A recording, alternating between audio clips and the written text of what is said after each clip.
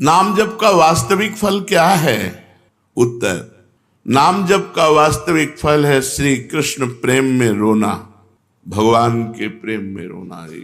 नाम का जब फल प्रकट होगा तो गदगद सुर नैना सजल दंपति रसरय भीन, एगत वृंदा विपिन में फिरे प्रेम तन लीन। आंखों से आंसू बह रहे, कंठ गदगद हो रहा है, शरीर रोमांचित हो रहा है, कंपायमान हो रहा है, भगवान की मंगल मूर्ति मानस पटल पर छाई हुई। ये नाम का फल।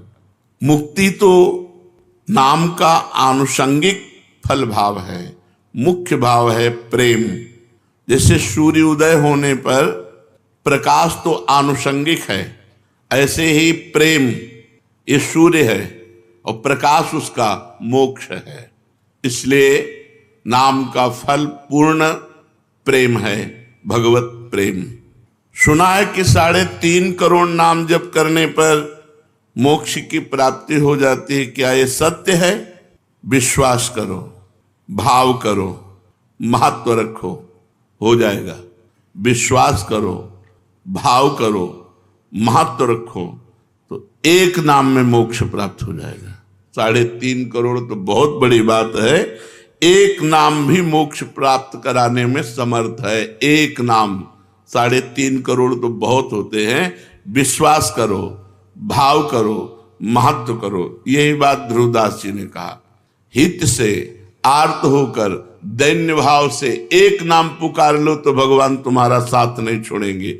एक बार जिन नाम ली हित सो होए अति दीन, अति दीन हित सो होए। प्रेम से द्रवित होकर दैन्य भाव से भगवान को पुकारो तो एक नाम में भगवान तुम्हारा कभी साथ नहीं छोड़ेंगे।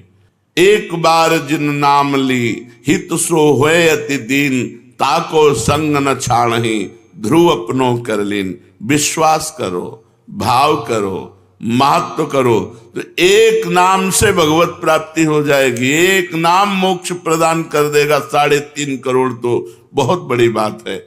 हाँ, कलि संतरणोपनिषद में लिखा हुआ है कि यदि नाम के 3.5 करोड़ आवृत्ति की जाए, 3.5 करोड़ नाम जब किया जाए तो शरीर छूटने पर वो भगवान को प्राप्त होगा। शरीर छूटने पर वो भगवान को प्राप्त होगा 3.5 करोड़ नाम जप करने। आपने बड़ी महिमा सुनाई तो आप इतना बता सकते हैं कि आपको क्या लाभ मिला नाम जप से? आपको क्या लाभ मिला? मेरे को जो लाभ मिला, मेरी वाणी में सामर्थ्य नहीं कि मैं कह सकूं। हाँ, ये जरूर है कि असंभव को संभव कर दिया नाम ने, बस इतने बोले। मेरे को जो लाभ हुआ, मेरी वाणी में सामर्थ्य नहीं कि मैं वर्णन कर सकूं। हाँ, इतना जरूर कहता हूं कि असंभव को संभव कर दिया, असंभव को संभव कर दिया। महाराज, नाम जप करने वाला अंत समय में यदि बेहोश हो जाता है तो उसकी क्या गति होगी? बेहोश में तो नाम जप नहीं हो पाएगा। नाम जप जीवन भर प्रयास किया है, एक क्षण भी नाम नहीं छोड़ा है। अंत समय जब बेहोश होगा तो भगवान उसका नाम स्मरण बन जाएंगे। उस बेहोश की स्थिति में भगवान उसका नाम स्मरण हो जाए। एक भगत को हमने देखा, ललचाते हैं ऐसी मृत्यु हो जाए, अंगुली में काउंटर है, बिल्कुल आखिरी श्वास चल रही, ऐसे राधा राधा राधा, और मात्र 5-6 सेकंड में ये है मृत्यु। मृत्यु का ये है महोत्सव। और मतलब जैसे नृत्य की मुद्रा में राधा राधा राधा राधा, और बस ऐसे चले। यदि कोई बेहोश हो जाता है और जीवन भर भजन किया है तो अंत समय भगवान उसका स्मरण बनते हैं और वो भगवान को प्राप्त होता है। आप कृपा करके बताइए कि नाम जप और मंत्र जप में क्या अंतर है? मंत्र जप में विधि की प्रधानता होती है। अपवित्र दशा में आप नहीं जप सकते, अपवित्र स्थान में आप नहीं जप सकते, अपवित्र भाव रखकर नहीं जप सकते। नाम में इसकी कोई बात। अपवित्र पवित्रो वा सर्वावस्थांगतो पिवः यह स्मरेत पुंडरीकाक्षम सवायाभ्यंतरा शुचि। नाम उच्चारण करते ही वो बाहर भीतर दोनों जगह से पवित्र हो जाता है, चाहे अपवित्र हो या पवित्र, इसकी कोई विधि नहीं। कई जगह मंत्र को अविधि पूर्वक जप करने से हानि भी हो जाती है, लेकिन नाम जप करने से लाभ ही लाभ होता है। नाम जप करने से कभी भी किसी भी दशा में हानि नहीं हो सकती। क्या मंत्र का अर्थ जाने बिना, बिना भाव के अगर जप हो तो फल देता है? हर शब्द ब्रह्म है। वैदिक, तांत्रिक आदि जो भी मंत्र हैं सब शब्दात्मक हैं, उनमें अनंत शक्ति भरी हुई है। बिना समझ के, बिना भाव के भी जप करने पर मंत्र अपनी सामर्थ्य से उसका कल्याण कर देता है। हमने सुना है महापुरुष जन आज्ञा करते हैं कि प्रतिदिन 3 लाख नाम जप करना चाहिए। क्यों?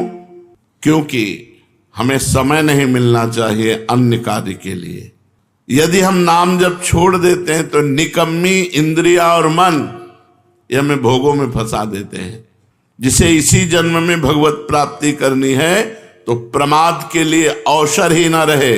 इसलिए जितने भी त्यागी, बैरागी, वैष्णव भक्त जन हुए उन्होंने नियम बनाया है और नियम पूर्वक जप किया है। 3 लाख नाम जप का रोज का नियम जो लिए हुए है वो निश्चित भगवत प्राप्ति करेगा। कुछ नियम तो होने चाहिए। साधना क्या है? साधना उसे कहते हैं जो प्रपंच से अलग कर दे, प्रपंच से हटाकर श्री भगवान में लगा दे, उसे साधना कहते हैं। भगवान की अखंड नाम स्मृति में डुबो दे, विषयों से उपरति को प्राप्त हो जाए। त्याग, वैराग्य, उपरति, विषय की उपस्थिति पर भी ये विषय भोग है ऐसी स्मृति ही ना रह जाना उपरति होती है। विषयों के प्रति रस बुद्धि है, विषयों का त्याग कर दिया, इसे त्याग कहते हैं। और विषयों के प्रति रस बुद्धि भी खत्म हो गई, उसे वैराग्य कहते हैं। पर उसको ज्ञान रहता है कि विषय है, लेकिन ये विषय है ऐसा ज्ञान भी न रहना, उसे उपरति कहते हैं, इसे साधना कहते हैं। इतना भगवान नाम जप करे कि विषय की उपस्थिति में भी विषय भोग की इच्छा ना हो, ये वैराग्य।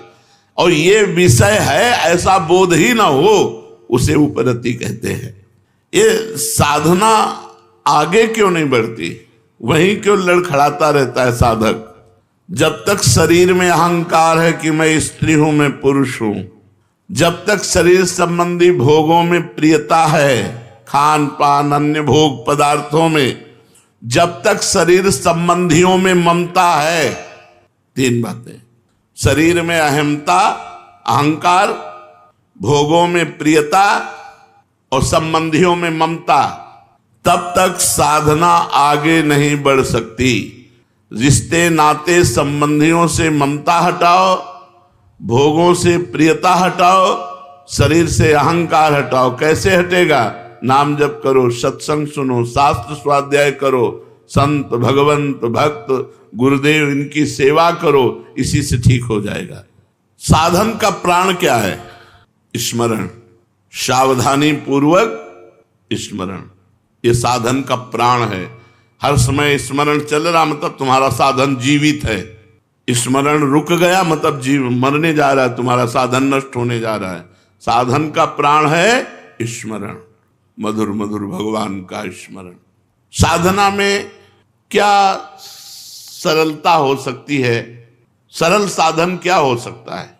बस 2 बातें, जगत के किसी भी भोग में सुख बुद्धि ना होना और विश्वास पूर्वक भगवान का नाम जप करना, बस इसी से भगवत प्राप्ति हो जाएगी। 2 बातें, जगत के किसी भोगों में सुख बुद्धि ना होना और विश्वास पूर्वक भगवान का नाम जप करना, इसी से भगवत प्राप्ति हो जाएगी। साधना आगे क्यों नहीं बढ़ती? 3 बातें, अहंकार शरीर पर, भोगों में प्रियता, परिवार में ममता, साधना नहीं बढ़ेगी। सरल साधन, भोगों में सुख नहीं है, पूर्ण विश्वास के साथ निरंतर नाम जप, इसी से भगवत प्राप्ति हो जाएगी। ये साधनहीन क्यों हैं लोग? साधना क्यों नहीं करते? या साधना करते हैं तो उन्हें साधनहीन साधक क्यों कहा जाता है? तो जो भगवान की शरणागति नहीं लिए, जो भगवान के कृपा का आश्रय नहीं लिए, वो साधन करते हुए भी साधनहीन है। साधन करते हुए भी वो साधनहीन है। अमुक साधना अमुक साधना अमुक साधना, तो एक अहंकार हो जाता है कि मैं अमुक साधन करता हूं। और बल साधन का होता है, वो साधनहीन साधन है, साधनहीन साधन है। अपबल, तपबल और बाहुबल, चौथो बल है दाम। सूर्य किशोर कृपा ते सब बल हारे को हरे नाम।